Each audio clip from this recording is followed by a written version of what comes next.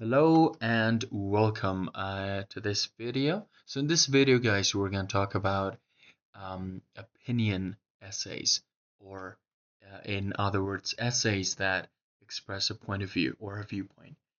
And we're also going to talk about how, like of course in this topic, how we can present a series of arguments. So let's begin. What is an opinion essay? An opinion essay is a type of writing where the author expresses their personal views on a specific topic, supported by reasons and examples. It typically begins with an introduction that presents the topic and the author's viewpoint, followed by body paragraphs that provide supporting arguments and evidence.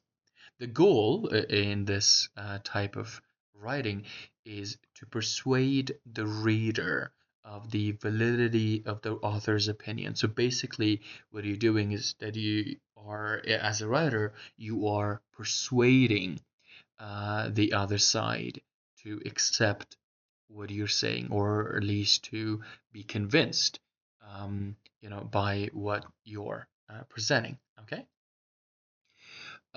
What are some things that you have in this type of an essay? So let's talk about parts of an opinion essay. Um, you know, Overall, we could say, an opinion essay is divided into three different parts. You have an introduction paragraph, you have a body paragraph, or at least, you know, one body paragraph, I should say, and you have conclusion paragraph. So in the introduction paragraph, you are going to outline different viewpoints and your own opinion. Okay, so your own opinion, what you are trying to say. In next stage, in the body paragraph or paragraphs, depending on how many arguments you're planning to um, I should say present, um, you're gonna have maybe one to three or even four body paragraphs. So what do you do in one body paragraph? So in the body paragraph or paragraphs, you're gonna present different arguments. Okay, what are you gonna do? You're gonna present different arguments, but all of them to support your own opinion. All of them to support your opinion, the viewpoint you're trying to express in this essay. Okay. Um, and in the last one, in the conclusion paragraph, you're going to summarize the arguments that you presented in the body paragraphs, and you're going to provide a conclusion. That's it. That's what you're going to do in a conclusion paragraph. So let's talk a little more. What are some common expressions that you can use to introduce arguments? So when you have, um, you know, uh, body paragraphs, you're basically gonna need arguments there. So how do you introduce arguments? Let's talk about some expressions you can use. Some of the common ones that we have are like people often argue that, and then they continue their sentence. Like for example, people often argue that TVs are generally bad for children. Or I believe that, again, continuing. My own view is that, and then continuing. There are several good reasons for, and then continuing. Remember that when you're using for here, it's better to follow it with a noun phrase, or at least a noun. One argument against, and then you can put a noun here, is that, and then you can put your clause here.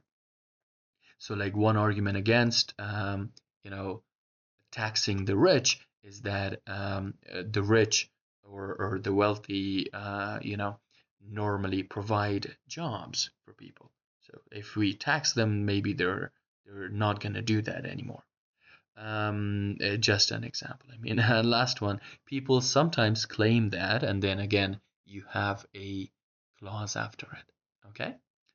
So, yeah, that's it. And I think we have one more. Yeah, linking words and linking phrases.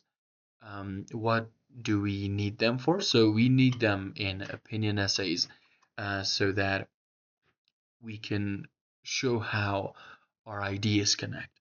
Okay, so on the other side, so on the right side of the equation, you could say, we have the simpler meanings of these words, which again you can use. But on the other, on the left side, we do have some um, harder ones that many people prefer to use, but they normally forget how to do that, or how to use that, how to use them. So we're gonna go with through we're gonna go through all of them a little bit. So the first one is also, like these two mean also. Okay, so I think also you all know what it means. It is basically used to add information that is similar. So furthermore and in addition. The way you use them, of course, are different. I do suggest that you get the word from here and just type it in the dictionary and read the examples that the dictionary provides, or at least ask AI models to tell you how you can use them, because there are different structures to use. The most common ones for furthermore and in addition is that they start new sentences and you just say it at the beginning and then you put a comma and then you continue your sentence. That's it. Um, the next one is but, and a word that means that is yet. And this is something that many people don't really know. They only have used yet in the present perfect, for example, to tell or to say that something hasn't been done yet, showing that, something has, like the deadline has come, you could say, but, the thing, the action that was supposed to happen did not occur. So, but you can also use yet as as a means of but. You could say like it means but basically. Another one is consequently, meaning so. So it's again a very nice one. This one is also kind of like in the same used in the same way as furthermore and in addition. It begins a sentence and you put a comma after it. You have also despite, meaning although. So this is also very common. Just one thing I do want to point out, guys, is that although is connecting clauses, but despite is not doing that. Despite is, more or less, you could say, like connecting a clause and a noun or a noun phrase. Okay, so after despite, we normally put a noun or a noun phrase. If you want to use a clause, you can do that, but you're gonna need kind of a noun before that. So normally used in this style, you could say despite the fact that, and then after that you can have your clause. Okay, and the last one is in conclusion, meaning finally. I think this is the most common one. All of you already know it, but it's good to know. So let's continue.